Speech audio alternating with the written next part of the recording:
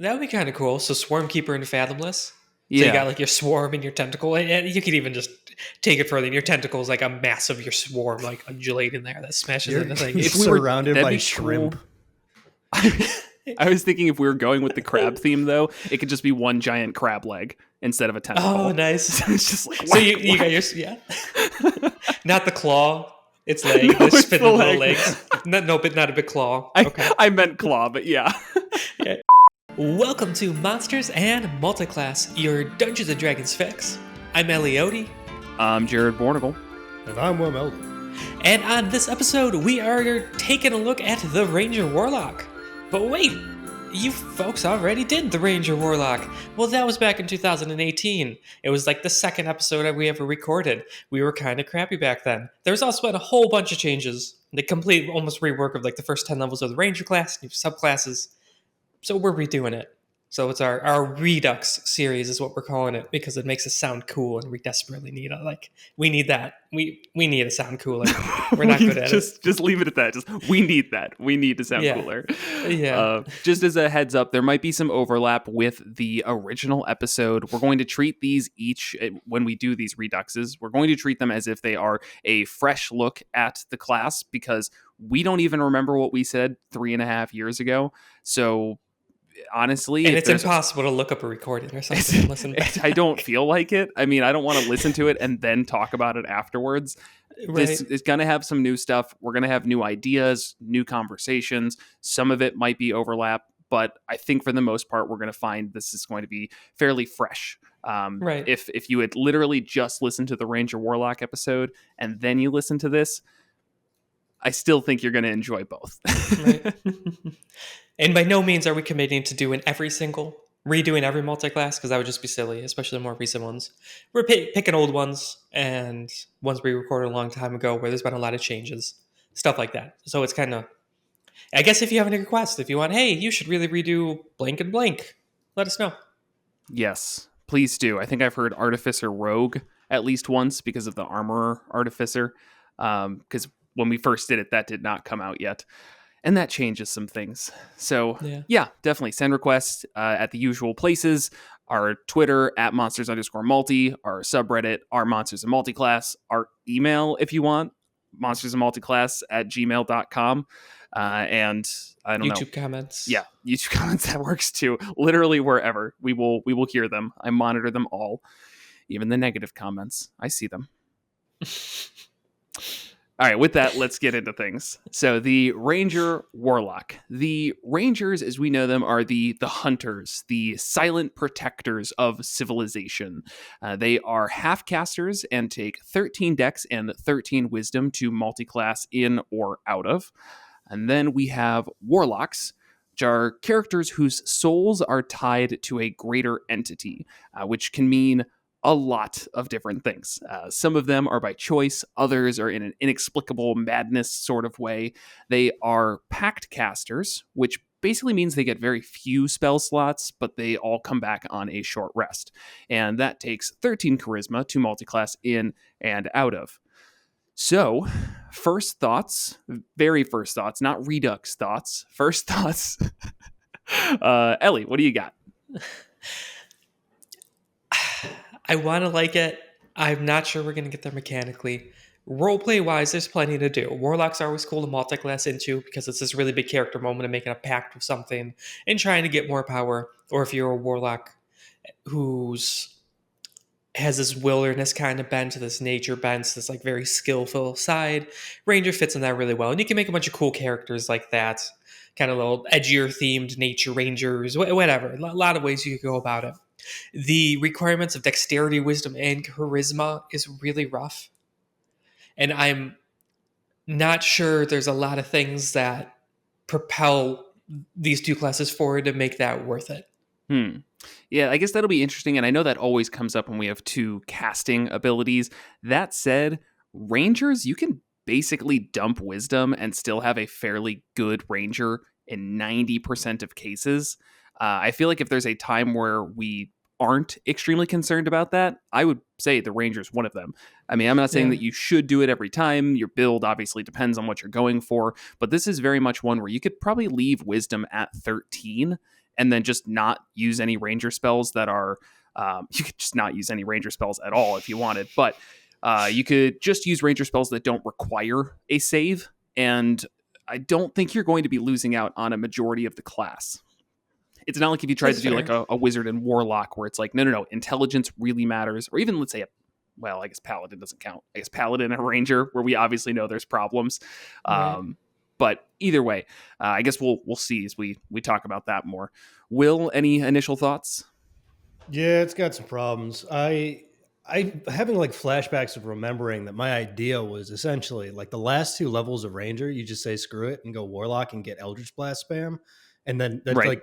that's like now your character. You spam Eldritch Blast despite being 18 levels in Ranger. A little Not a drastic, wh- but okay. Not a whole lot has changed, but there is some interesting flavor stuff, I guess. And the improvements can't make it worse, I guess. Yeah, and on that point, and I can already tell I'm going to be the contrarian in this because I think this is going to work out just fine. And I think this is actually a multi-class where you could ignore Eldritch Blast. I don't think you need to use it for the Warlock because Ranger has many ways to get ranged attacks, and I think that martial attacks generally do outweigh cantrips' usability. And while Eldritch Blast is good if you dedicate all of your invocations to it, if you don't, you can do a whole lot more with the Warlock that makes it feel so much more interesting than just being an Eldritch Blast spammer. If you try to make this an Eldritch Blast spammer, I think you're going to have a pretty bad time compared to focusing more on dexterity, maybe ignoring wisdom and putting something into charisma for when you do cast Warlock spells. But I think you can really get by without doing any or many damage cantrips, and you're going to have a bit better of a time.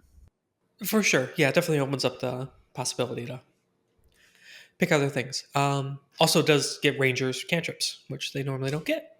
Yeah, unless they take the Which kinda new sucks. fighting style, Druidic Warrior, which gives them 2 Druid Yeah. cantrips, which, Druid cantrips aren't known for being particularly terrifying in any way. It's mostly getting some utility. Yeah, I mean, there's a couple decent things on there. Thorn Whip, Yeah, Shillelagh. which all might be fine, or just pure utility stuff as well. Mm-hmm. Because you're kind of contradicting yourself while saying like that's an issue where it's like they're not like really damaging and crazy. When you were just arguing for the Warlock, they don't need to go with Eldritch Blast. Oh, I wasn't arguing Anyways, that. so No, I was saying that's a point towards not bothering with the damaging ones. Like I wouldn't say that Mhm. Thorn Whip is not going to define your Ranger Warlock multiclass or even just your Ranger in general. It's better to just go for it for utility. Right. Yeah, I guess when I said it's just some utility, that wasn't as dismissive as it sounded.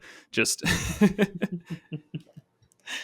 So one thing that I do think is also kind of nice is that when you are multiclassing with a half-caster with a warlock, you do get access to the ranger's spell slots, which aren't going to be a ton by any means. But one of the things I find difficult with warlock is you often get some spells that might be all right at lower levels, but you have to dedicate your entire spell slot to it. Again, I'm not saying ranger opens this wide up and you can't do it with any other class, but I think that it can be pretty nice being able to use those smaller spell slots for things like Hex if you wanted to, or any of the Warlock spells that don't upcast, which can always be kind of frustrating when you have to blow a third level spell slot on what is essentially a first or second level spell. And then also the opposite's of course also true, where Ranger then getting 2 spell slots back on a short rest. Most likely 2. I guess early on it's just 1. Yeah, Which is and also, of course, nice. yeah. So I think, spellcasting alone, we're going to get a lot more versatility out of it. There's not a ton of overlap in their spell choice selections, except for, I think there's an argument to be made around Hex versus Hunter's Mark.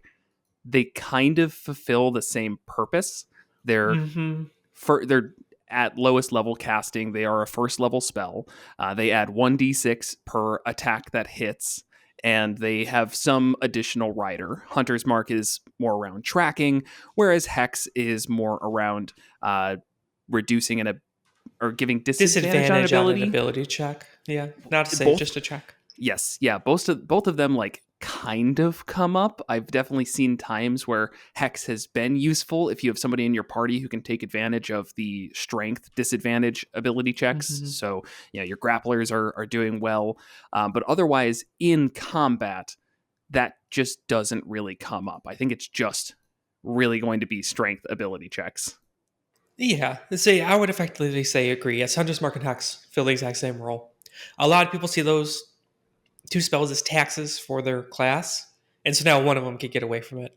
Also, I know you're not a big fan of Favorite Foe, and we've dumped on it in the past.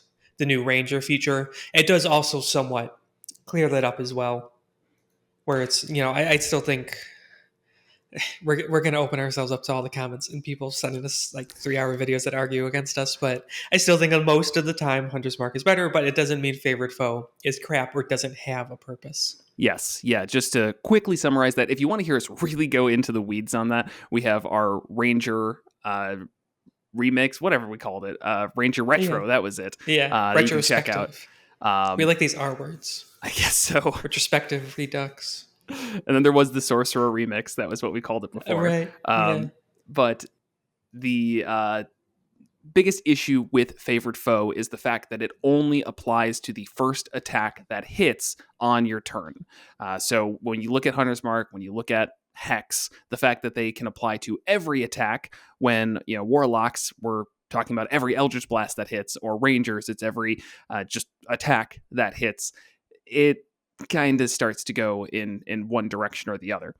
Mm-hmm. But Favorite it's Foe still shines in like really short things. Like Yeah. if it's something that's going to die in like 1 or 2 hits, then because it's not a spell slot, it doesn't take your bonus action, and so you could kind of make it will outpace it. To that, I say, if it's like a goblin, don't waste Hunter's Mark or Favorite Foe on it because it's not worth it. Either it's Right. like, sure, Favorite Foe will outshine Hunter's Mark there, but both are a waste on your resources and concentration and slot to do. One of the things that is nice though about Favored Foe is the fact, or at least in terms of a multi-class setting, is that you get more uses based on your proficiency bonus. So even just a couple of levels into Ranger is going to give you what could have been a lot of uses of your first or second level spell slots. Instead, you're going to be just using that, which maybe makes you a little more flexible with your casting. I think that's going to depend on a day-to-day basis. If you're just having a couple of fights and you really are going to be focusing on Hunter's Mark, maybe you cast Hunter's Mark at 3rd level and you have it for 8 hours and it's not really a big deal. But if you think you're going to need that versatility, you've got the options. Right. One combination I think is cool, and I know it's brought up before on the show, but it's been a while, so bring it up again because it's worth talking about. The Warlocks get an Invocation improved Pact weapon. This does 3 different things. You could use your weapon, your Pact weapon that you summon as a spellcasting focus for your Warlock spells. The weapon gives a +1 bonus to its attack and damage rolls. And the weapon you choose could be a short bow, long bow, light crossbow, or heavy crossbow. So a cool combination, I think, is go Hexblade, and then there's a bunch of Ranger subclasses that could work well with it. Drake, Warden, Swarmkeeper, Hunter, Gloom, Stalker, probably any of those. And so Hexblade initially just says it has to be a one-handed melee weapon. Or it could be your Pact weapon if you take the Pact of the Blade. Which you get at 3rd level, correct? Yes, which you get at 3rd level, yeah. So you take that, you take the improved Pact weapon Invocation, you make your Pact of the Blade weapon a longbow, which you could then apply all of your Hex Warrior stuff to. You could use Charisma for your longbow attacks, and then you could just literally do like, you probably don't want to keep Dex at 13, like 14, maybe 16 Dex, and then mainly focus on Charisma as your main attack stat. Yeah, in that case, you could even make Dexterity kind of your in-between stat, whatever, Right. and then make Wisdom more of a focus if you did have a one of the Ranger subclasses that relied on Wisdom. Like I think the Swarm Keeper, for example, has a couple of save DCs associated with it, and you don't want that super low. And of course, the spellcasting that comes from Ranger. Or, you just don't go extremely far into Ranger. I think in that scenario, you'd at least want to go up to 5, I would think. maybe. I guess that's actually a good question. I don't know what you would do there, because Hexblade offers all the ways of getting multi-attack that a normal full, or I guess half martial subclass gets. So is there any reason to go up very high in Ranger beyond increasing your spell slot level? It depends if you're chasing any certain things. Yeah. So that's where I'll come in. What are we chasing with this Hexblade build from the Ranger specifically? Yeah, I think that with the new additions from Tasha's, you can get some pretty nice stuff at low levels. If you start with Ranger, then you do get really nice starting abilities, as well as what's the word I'm looking for? Skills. Those are always nice. Warlocks aren't known for being particularly skill heavy, whereas Rangers, if you multi-class into them second, or I guess as like your second class, you get light armor, medium armor, shield, simple weapons, martial weapons, and one skill from the class's skill list. Hexblade, does that give all of those? I mean, not the one skill, obviously, but does it give shields? Yeah. It gives shields. Oh, I don't know about shields. Yes, medium armor, shields, and martial weapons. Arm, shields, Okay. and martial weapons, yeah. Okay, so that may be a harder sell with Hexblade.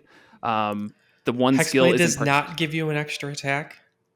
You can Keep from that an in mind. invocation, though. Yes, it would have to be an invocation pick. Right. So it'd be a way to It'd be free less of an those up. invocation tax, because I do feel like Hexblade, as strong as it is, if you just go straight Hexblade and you stay the course, it does feel very one note, which I don't particularly love. And there's always the role playing aspect. I know, Will, that never comes up for you. But if you think it's more fitting for your class to have levels in Ranger, then there's that alone. But back to what I was saying regarding the optional class features in Tasha's, if you are even taking just one level in Ranger, you get that Canny ability and Favored Foe, which we already talked about the benefits of Favored Foe. But Canny is your proficiency bonus is doubled for any ability check that uses, I guess, you get expertise in one of your skills. That can be nice. You also can get 2 additional languages. And that's a single level. 2 levels gets you a fighting style and spellcasting. Yeah, and I think that could be worth it. And even the subclasses, I think. When talked about in a vacuum, that could be worth it. Because 2 levels in Paladin gives you fighting style and spellcasting. Right. And smites. But it doesn't give you the exact flavor that you're looking for. Exactly. They're very different classes. And I think the subclasses as well are worth bringing up. I mean, the Hexblade isn't extremely bonus action heavy. The Ranger has a couple of subclasses that are going to make a very good use of your bonus action on every single turn. And I think there's a lot of benefit to that. Right. I want to live the Drake Warden with a Warlock, like Hexblade Warlock, or really any Warlock. Like the idea of your Drake that you got as a gift from your patron. Ooh. I think that's really cool. But I don't see it working. The Drake Warden, and we always talk about this with these subclasses where you're like having a companion. They kind of barely keep up. They do keep up, but they barely do. And if you're not focusing all your levels into Drake Warden, I feel like your Drake's going to very quickly become pretty obsolete. Early on, it's okay. If your campaigns, if you're playing something, you're going up to level 7 and that's where it stops, it might be okay to only have 3 levels in your Drake. They would have 20 hit points. At that point, 15 or 16, 17 AC. It still has its infused strike reaction. It's really still just bite, It's just the HP. Everything else increases with your proficiency bonus, but the HP is going to hurt a little bit. I mean, we just got done playing a campaign that was at level 6, and I had my Steel Defender as an Artificer, and I was running around with like 38 or something HP for that thing, maybe 40, whatever the number was, and definitely had some times where it was getting pretty low, and that one has the ability to heal itself. That said, if it dies, it's like, what, a first level spell to get it back? Obviously, yeah, that's what I was going to say. So Yeah, your Drake will be a lot more expendable and will probably die more, but it's not this huge. It's not like the Beastmat, the original Beastmaster, where you had to spend like 8 hours seeking out and taming a beast or something ridiculous like that. I'm pretty sure after a long rest, you could just bring it back for free, or you could Correct. spend a spell slot. I'm looking forward to the text. Yes. Yeah. Once you summon the Drake, you Okay. can't do so again until you finish a long rest, unless you expend a spell slot at first level or higher to summon it, and that takes an action to do. Right. So hell, that not even might even be worth it in combat. Right. So I love that flavor, and then doing that like hexblade combination where you take your longbow as your packed weapon with the improved thing, and you focus on charisma. I think that could be cool. Is there anything in the Drake Warden subclass that relies on wisdom? I don't think so. No. No, not that I'm seeing immediately here. Right. Nothing in the stat Oh, what's the blocks. Drake's breath? Does that have a DC? That is your Yep. spell save DC, but that's at level Okay, 11. that's 11th. Yeah, so you're multi-classing. There's a chance you're not going to get there anyways. Right. And if you are, maybe you're okay with your save DC being 15 instead of 16. I mean, it's not even Right. going to be that high as a ranger because generally the accepted thing is to get your dexterity or strength, if you're playing a strength ranger, to get those up before you focus on your wisdom. Right. Yeah, there's definitely some traps with Drake Warden and Warlock because there are certain Warlock subclasses that are very bonus action heavy, or the Pact boon. Like if you go Pact of the Chain, you get a free Yes. really good familiar, which is your bonus action to command. Not that I'm saying that out loud, that doesn't remotely sound like. You can move it for You- free. You should not if you be cast a doing anything with the familiar in combat yeah, after level. yeah. like, If you can, 3. That's true. you Well, can replace an attack. I think you can you spend a bonus action and forego one of your attacks, and then it can make an attack on your turn or something. It's super weird. That one always gets me. we should know this. Yes, we should, but it's just not worth it. That's what we know, and then we forget the rest. Additionally, when you take the attack action, you could go forego one of your own attacks to make the familiar. Okay. Okay, so attack he with doesn't its take an extra reaction. bonus action. No, okay, actually, you're right. Okay. And then you could, acts independently, obeys your commands, can't attack. Okay. Yeah. Remember, that does take a bonus action. You're right. Yeah, the one thing that I've found, and I looked into this recently with the artificer I played, is that the find familiar is cool and all, but the damage it does is not great, obviously. But No. also, its whole thing is that it can cast touch spells as if you were there. Mm-hmm. Warlocks don't get many touch spells. It's actually extremely limited. Like there's like 1 or 2 spells. It's pointless almost. One good combination with the ranger is you would get cure wounds, so you could cast that as a touch spell through, unless it's warlock spells. Right. Yeah, I was actually about to say, what about ranger spells? Yeah, I'm going to pull these up, look to see if it's only That's warlock fine. spells.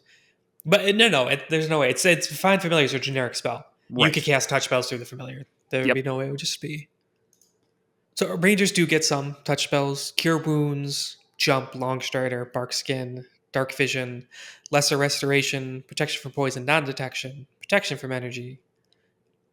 I guess there's not a whole lot And then more. Just freedom of movement. I mean, movement, it yeah. keeps going, but it's But then you also get high level Yeah. stone skin, beast spawn, snare, beast sense, and flame arrows, swift quiver as well, which is a stealth spell anyways. Right. So it's I wouldn't say that find familiar, like being able to cast touch spells, isn't really game changing, but no. being able to cast cure wounds or maybe some of these healing ones at a distance with your familiar, that's good. I mean, that's Mm-hmm.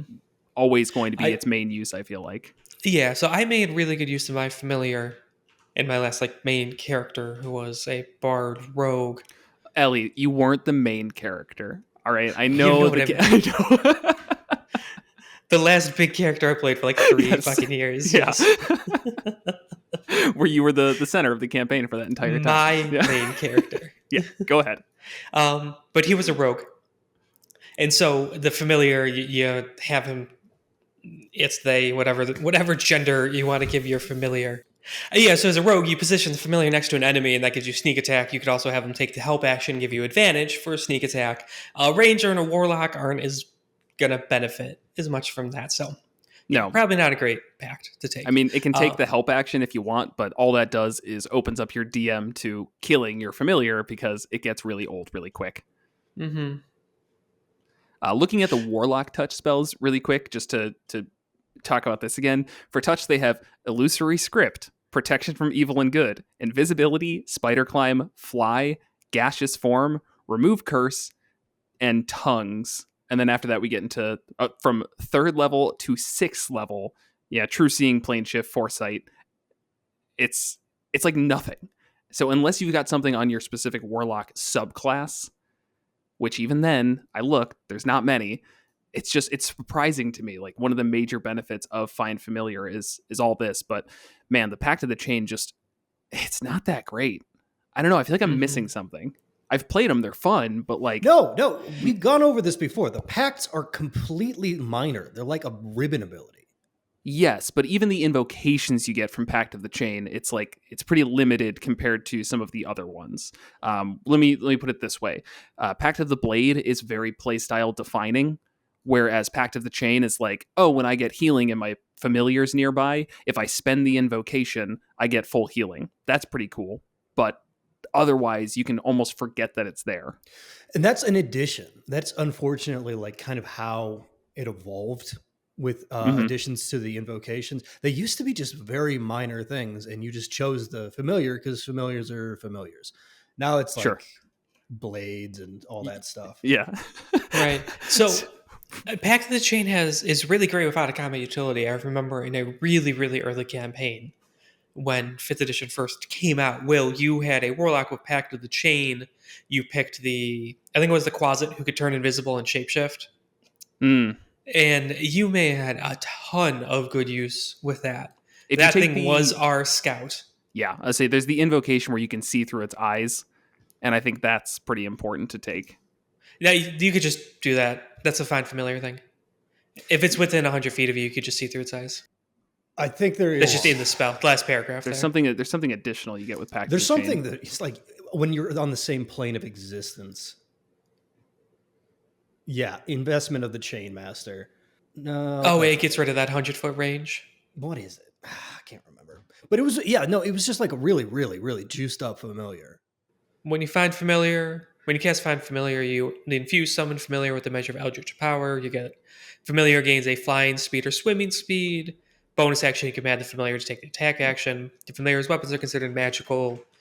If the Familiar forces a creature to make a saving throw, uses your spell save DC. When the Familiar takes damage, you can use your action to...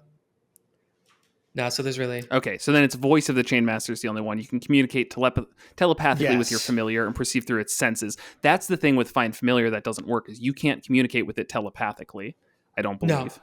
No. So that adds something. You can perceive through its senses as long as you're on the same plane of existence. Additionally, while perceiving through its senses, you can also speak through your familiar in your own voice, even if it's normally incapable of speech, which is terrifying, but I love it. Yes. Giant centipede just opens up its little toothy bits. Right. So, yes, that invocation is definitely great for scouting because 100 feet distance, I mean, you used it fine. I think you're in the campaign where you were the main character. No, in our last campaign, you would have it where he'd go, he'd scout, come back, and kind of give you like a general idea. But just being able to straight see through its eyes anywhere at any distance is, obviously good. So I think we originally got off on this crazy tangent because we were talking about heavy bonus action uses for Warlock. So yes, the Familiar, the Pact of the Chain, not so much. Fathomless and Undead. And the Undead definitely are bonus action heavy. Fathomless get in the Tentacle, which takes a bonus action to command. The Undead is the bonus action to activate Form of Dread. I think they got a couple other things in there. But that actually just might be it. I don't think the Genie has much bonus action stuff going on. And it's like you said earlier, where there's some traps, is I feel like the best way to put it, where you need to be aware that if you go Drake Warden, you shouldn't go Fathomless. And if you do go Fathomless, maybe go one of the Ranger subclasses like Gloom Stalker that doesn't use a bonus action every turn. So that's just kind of up to you to be aware of before committing to either subclass. Right. But yeah, I mean, I'd say something that I don't know if we've mentioned a ton yet is, I guess, at least a little bit, but I do feel like a ranger dip now is a little bit better than it used to be. The favored terrain was always total wash and basically useless. Favored foe was basically useless. Favorite enemy. Favorite enemy, sorry. Favorite foe is the new one. Yes. Now there's at least some benefit from a dip into ranger. So if you did want to do this Hexblade one, which personally still is not what I'd go with because I just don't find Hexblade that interesting, but that's totally personal preference. It's cool, but it's like, as I said, it's one note. I feel like it's hard to stray away from how Hexblade is supposed to be played. But yeah, I mean, a small dip into Ranger gets you some spellcasting, gets you that fighting style. I get that Paladin might pack more of a punch, and getting smites is what everybody loves to hear. But I don't know. I think that we're looking at a lot more with Ranger than we used to be. Yeah, it just kind of diverts it into a different area. If you go Paladin, you're making yourself kind of a beast in combat. Yeah. That's for sure. That's hard to like compete with. Ranger, you just kind of branch a little bit. So you're not going to be as good in combat. You get a little more skillful stuff, a little more out of combat things, stuff like that. And obviously, again, of course, a completely different flavor profile. We'll see.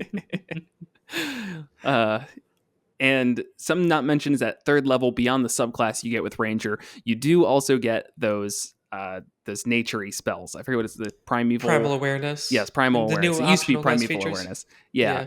So that's just nice because it gets you more spells, and some of them you can use for free. Just standing by the idea of more utility. I don't think they're ones that are going to be used every single day, but they're there. They're nice. Right. I do think you get more benefit. Coming up. Oh, go ahead. You keep saying like these are like these benefit things, and then the like exact thing you get is in the invocations list.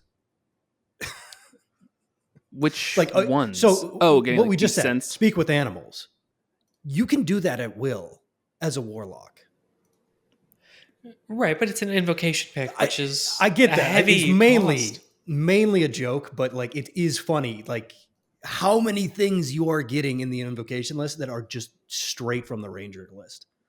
No, that's fair. It's just, at the end of the day, you only get at 5th level, you've got 3 invocations. So it's, if you're going really high up there, sure, you might be able to throw one over to B-Sense, but it's more of like you get all these things, and in addition, you get something that is almost a invocation. Because let's be honest, how many times a day do you need to speak with animals? I'm going to say once per day is plenty. Lifestyle. I said need, not want. And I think those just add to your spell list. So if you want, you can cast them again. And I got to double check that now, of course. You learn the additional spells when you reach certain levels in this class. If you don't already know them, then you get them. They don't count against the spells you know. And you can cast them once per long rest without expending a spell slot. So, it's... And then afterwards you could... Yeah.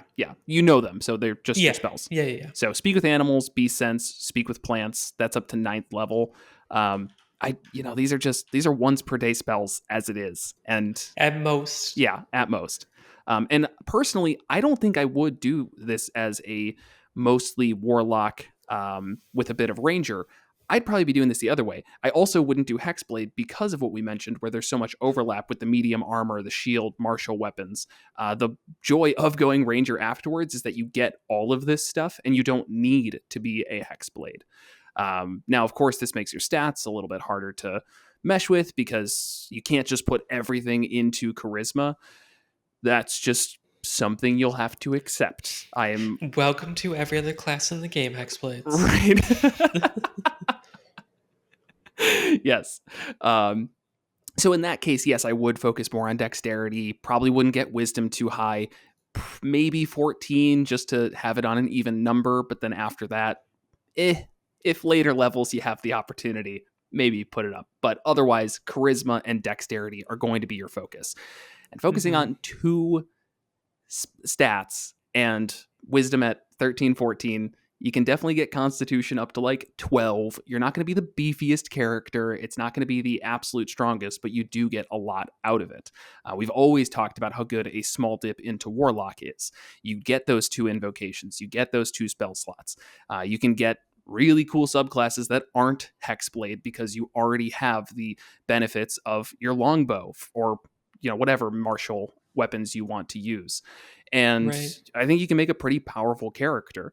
One concept I had in mind was a Fiend Warlock Swarm Keeper Ranger that basically is just this focus on really my main thought was like moths and fire, because the Fiend is like very focused on fire. And I love the idea of a moth patron. And from there, you just have all of these fire spells like Scorching Ray that works well with the Swarm Keeper's 3rd level bonus action ability, Gathered Swarm. And this is, it's not even a bonus action, sorry. It's once on each of your turns, you can cause the swarm to assist you in one of the following ways immediately after you hit a creature with an attack. So we get the attack's target takes 1d6 piercing damage from the swarm, or they must succeed on a strength saving throw against your spell save DC, which isn't going to be great, or be moved by the swarm up to 15 feet horizontally in a direction you choose, or you are moved by the swarm 5 feet horizontally in a direction you choose.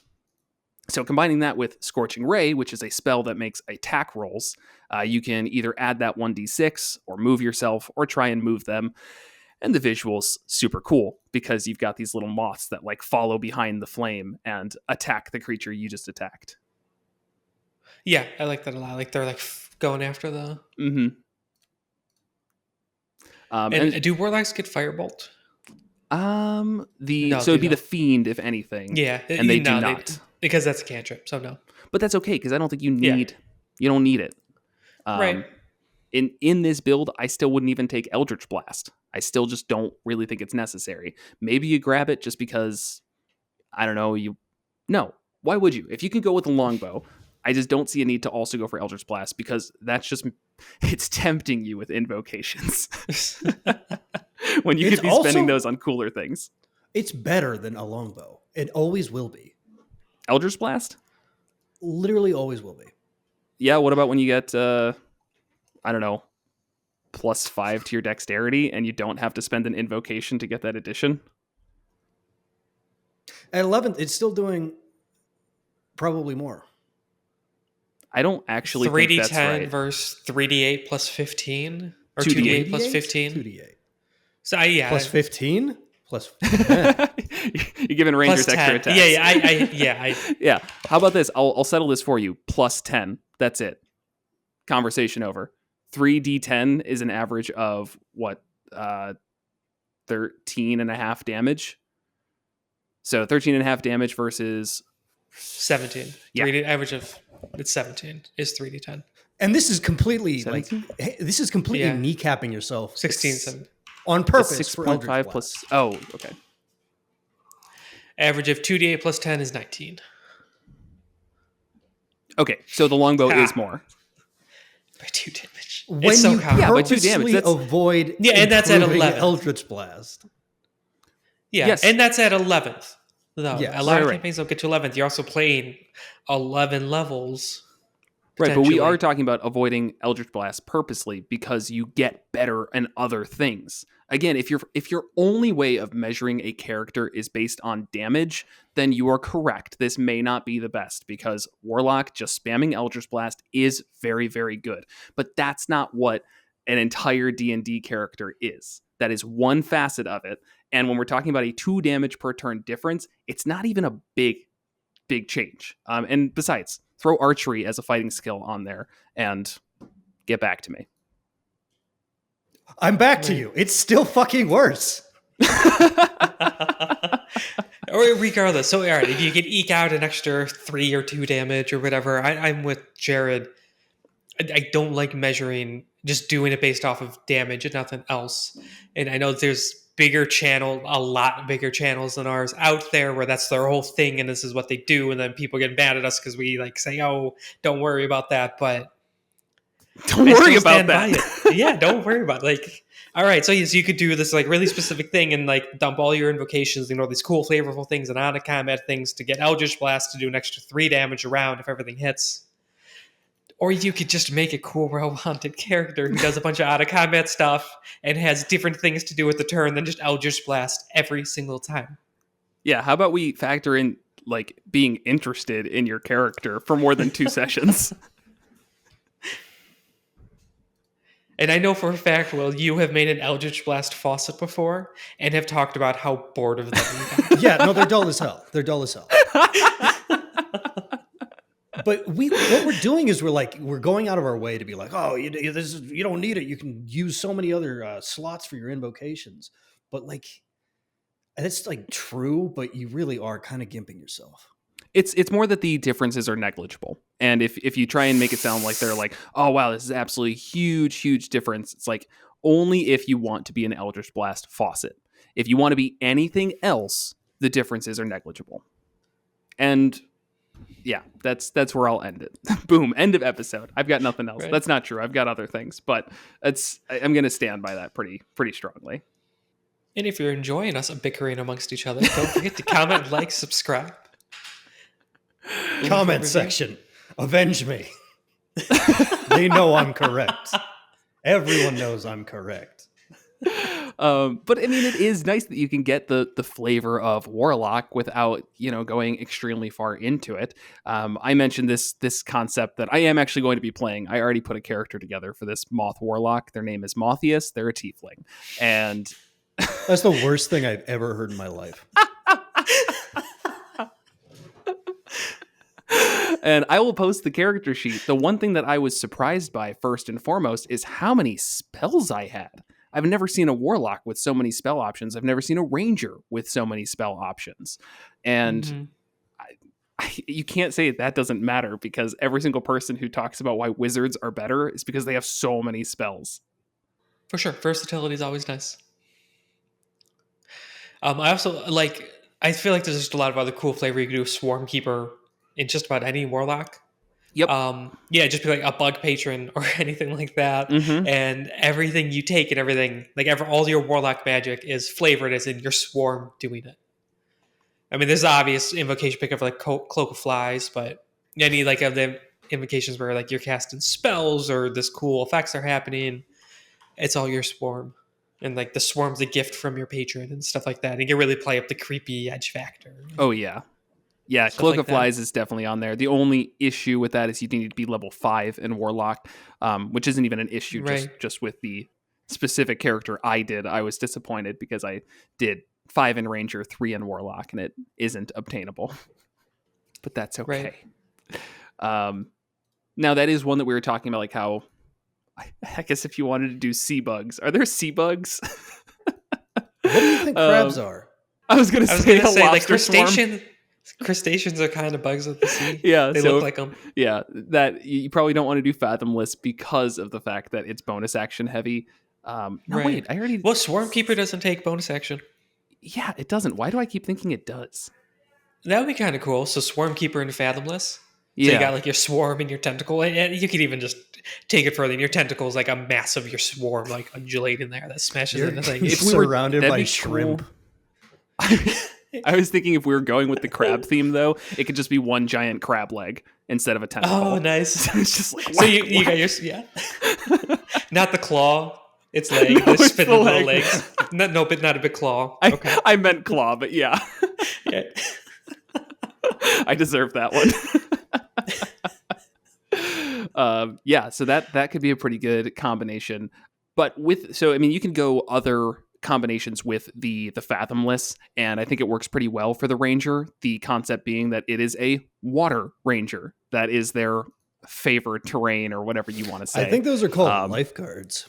Yes, that's basically. I'm thinking of somebody who is. If you want to say a lifeguard, you can. If it's going to be silly, that's perfectly fine. Coast Guard, I believe, is also a term, and they protect the sea, the coast. That is their domain. And then maybe an entity reaches out to them and is like, "Hey, you've been doing a pretty good job at this whole protecting the sea thing. You want to make this a little more official? I'll give you a bit of power if you protect this area for me." And that concept, I know I applied it to water, but apply that to literally any place for the Ranger Warlock, and I think that works out well. Totally. Did you have any more on the Fathomless? One thing, and that's the fact that roving would be an issue. That's the 6th level Tasha's optional class feature, where it gives you a bump in your walking speed and gives you a swim speed, but the Fathomless ability at the first level gives you a flat 40 swim speed. So by raw, those two do not interact. So unless your walking speed is higher than Right. 40, you get no benefit from the swim speed that you'd get from Fathomless. I And wouldn't really roving. call that a problem. You still get an increased speed by 5 feet, and you still get a climbing speed Yep. in that. Yep, it's more of just like something that I feel like people would be like, oh, do those interact? No, not in a good way. Right. So I think the Genie could be a cool combination with Ranger, just about any Ranger. The bottled respite, so where you could go into the bottle and like you could sleep there, you could long rest. There's a safe place within the wilderness, which is very rangery. How long can you stay in there? Number of hours equal to twice your proficiency bonus. Okay, so you can't do a full long rest in there until later on. When you first get it, you would have 4 hours in there. Sure. But it's still just kind of fits well with that. And then Genie's Wrath. Once during each of your turns, when you hit with an attack roll, you can deal extra damage equal to the target, equal to your proficiency bonus. And then it's damage type changes based on your Genie patron that you pick. You can start really stacking up a lot of damage because that just happens. Then if you go say Swarm Keeper, you get the extra 1d6, which just happens. And then you can still Hunter's Mark or Hex or Favorite Foe, which is an additional 1d6 or 1d4. So you get to hit with one longbow attack, which is 1d8 plus 1d6, or let's say 1d8 plus 2d6 plus your proficiency bonus plus your dexterity. I mean, it's one attack, but it starts to add up. Yeah. No, that's definitely good. Add some extra or like damage. Fey Wanderer could do that. You could do an extra 1d4 psychic damage when you hit. Yeah, that's an interesting combination, though. Fey and Genie. I guess it could just be one of the things I actually like about the Genie subclass is it could just kind of be elemental themed, and you forget about the Jin aspect of it. The Bottle of Respite and getting Wish and all of that feels a little bit odd. It's a little hard to pull the Genie off. Yeah, of it. I was almost hoping there would be just an elemental warlock, but hey, I'm also still holding out hope for a dragon warlock. So, I'm just not a very smart person. That makes so much sense, though. Yeah, everyone has been complaining about that for everybody. Literally, I asked my grandmother. Dragons. We know, Will. Okay, but you don't get. I just wanted to make sure it wasn't forgotten. This actually explains a lot. People always say, like, early on when you start role playing, you should role play yourself and just like make yourself as a character. One of the early characters I remember from you was a character who was the enemy of dragons, and that was it. That was like the entire thing. Was you just hated dragons. It was like, oh, we're gonna go fight something. You're like, is it a dragon? No. Uninterested. But yes, Dragon Warlock would be cool. Obviously, that would have overlap with Drake Warden in terms of coolness, but that's not where we're at. But if you did a Fire Warlock, the Afridi Genie subclass, or even Fiend, I guess, and you could just call it a dragon, I think it would work out pretty well. Totally. Ooh, I actually like that a lot. The Fiend and the Drake Warden would be really cool. Yeah, that would be. I don't know if you get much mechanical benefit. You don't lose you get much. Some spells, I mean, which are nice, but right. But like the Fiend is just kind of one of those. It's a solid Warlock subclass. You get Dark One's Blessing when you reduce a hostile creature to 0 HP. You gain temp HP equal to your Charisma modifier plus your Warlock level, which isn't going to be huge, but it's temp HP. Like, I don't know. It's just nice to have. That's the problem with the Fiend. It's good as a if you stay the course. Class. Yeah. It's phenomenal as a model class. It is like the Warlock. Right, but if you get to 6th level in it, you do get that once per short or long rest when you make an ability check or saving throw, you can add a d10 to the roll after you see the results of the roll, or after you see the die roll, but before any of the roll's effects occur. Such weird wording. Player's Handbook, why? Yeah, I don't find the Dark One's Blessing too great as a multiclass, especially with Drake Warden, because if your Drake kills it, raw, Oh, you that wouldn't get doesn't the hit count. points. Yeah. That's a good point. I didn't think about that. What if we just pretended it did? It would still not be very good. It would be okay. It wouldn't be horrible. But there's better. Yeah. You're right. And Yeah. the genie would probably, the Afridi one would be better and give you basically the same spells that you're looking for. Right. There's some obvious roleplay overlap. Archfey and Fey Wanderer. Yes. No, That would no be if big you wanted to be surprise like there. totally dedicated to the Fae. No bad overlap in my eyes. Just, Yeah, they're both just good. fine. Yeah, I think the actually, I Fey like actually Fey has, Wanderer. but I think the Fey Warlock actually has a lot of potential for Ranger kind of outpourings. Like your Beast Companion can be an extension of this Fey thing, and that like makes a lot more sense than the Fiend gave me dark vision. It's you have like a bear from an elf god. It's like, okay, Right. yeah, that makes sense. Yeah, that makes sense. Yeah, and that's it'll cool. grow more Yeah. powerful as you grow more powerful. Yeah, all right, I'm down with it. Yeah. Again, we're going back to the same issue though. It was like your Beast Companion or Drake Companion is going to start kind of falling behind a bit, which is always Oh a yeah, little no, rough, but I mean we it still already talked sucks. about But if you don't want to do that, you can just have a pixie friend, Sprite, as your Pact of the Chain thing. True. And then just go a Yeah. different ranger subclass. Yeah. Or I guess, yeah, we're talking about keeping Fey Wanderer. So yeah, that's fine. Fey Wanderer, Pact of the Chain, get a pixie. You did it. Make obnoxious Ocarina of Time references throughout the entire campaign. Oh, okay. See, I was super not on board, but now I'm all right with it. I always have such a hard time just working with Fae as like an entity. And I this is just me. I'm not saying that Fae aren't interesting, but it's just like they never really speak to me because they have this like, oh, we're kind of naturey, but we're more like trickstery, and like nature doesn't really matter.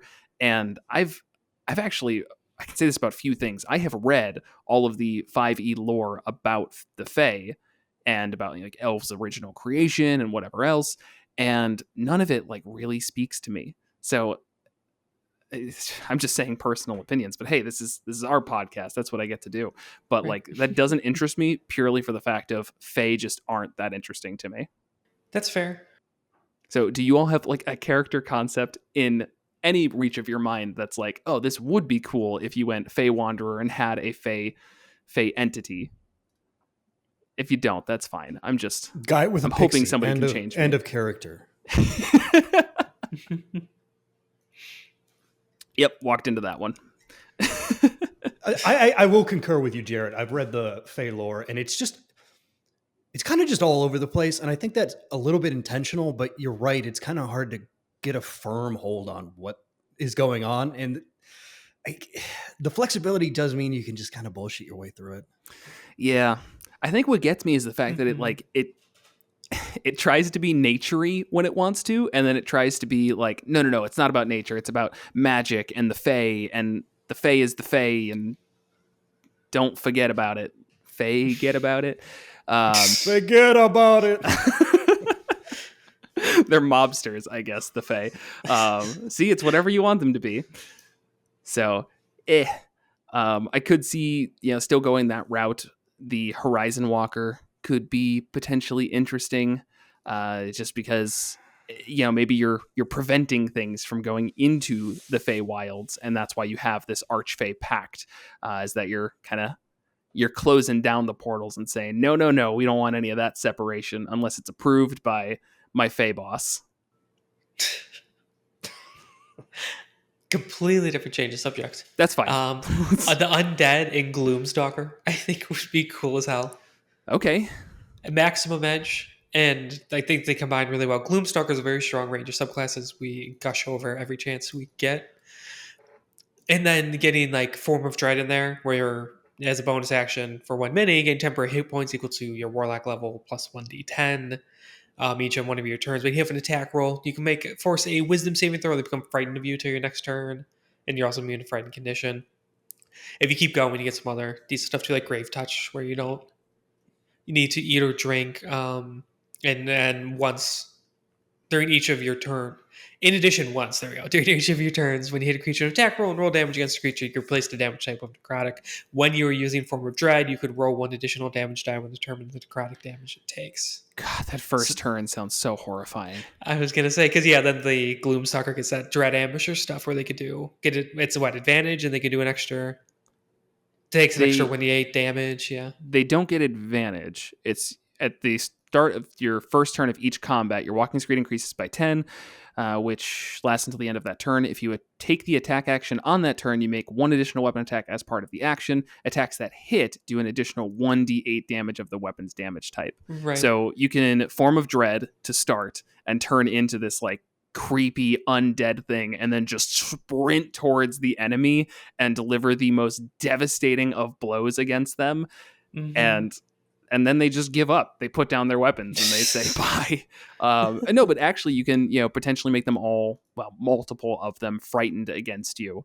And that is pretty darn beneficial. Yeah. It's definitely a cool combination. And like your undead patron that's giving you the creepy Form of Dread stuff, it's you just flavor that's how you got the Gloom Stalker powers of being able to see really well in the dark and be invisible to creatures relying on dark vision to see you. That seems more mystical anyways. So like Right, yeah. definitely down with that being from a patron instead of just Yes. I know the Underdark really well. Right. And plus the flat bonus to initiative rolls is always nice. Yeah, hard to argue with. It is equal to your wisdom modifier, which hurts a little bit, but that's okay. It's still a bonus. Right. I say +2 bonus to initiatives, just nice. Yeah. Yeah. And you would need Dex higher anyway, so. Yeah, I don't think the Undead really relies on charisma much other than the spells, and you would just be careful about what spells you pick. That's fair. In terms of ones that don't work particularly well, or at least we haven't mentioned yet, I don't think they work particularly well. Hunter, Monster Slayer, probably Beastmaster too, but that's besides the point. But Hunter and Monster Slayer, I feel like I can't think of a combination that works with Warlock, unless you did like I don't know. All I can think of is like a Monster Slayer who has a vampire patron who wants him to kill werewolves because werewolves and vampires fight in like Twilight, right? That's all I got. It doesn't really seem to fit well because most of the time when you talk about a Monster Slayer, it's like, no, you're probably going to try and kill the patron, not work with them. Right. Though you could have the Monster Slayer who gets so desperate for power and they kind of like get twisted to the thing they hate and a patron manipulates them to bring them into the fold. Okay. That sort of thing. Like a corruption arc for your character. Warlock That and could be corruption arc? What? Never. Yeah. I haven't talked about that 300 times on the show. No, that's a good idea. You're right. Yeah. Or the reverse, you're a warlock who comes to realize you've been manipulated by your patron and hate everything they stand for. And so now you make it your go to hunt them down and other things like them in the process. Okay, that I really like. Yeah. You would have to flavor the warlock's gifts, the patron's gifts, is something like, here is power that you have and is now permanent. It is not like I am channeling you power. Otherwise, they would obviously just take it away, which is fine. I mean, I don't really think it specifies it either way. So I just know a lot of people see it that way, where it's like this constant, like the patron's like actively always choosing to give you power, meaning they can just cut it off.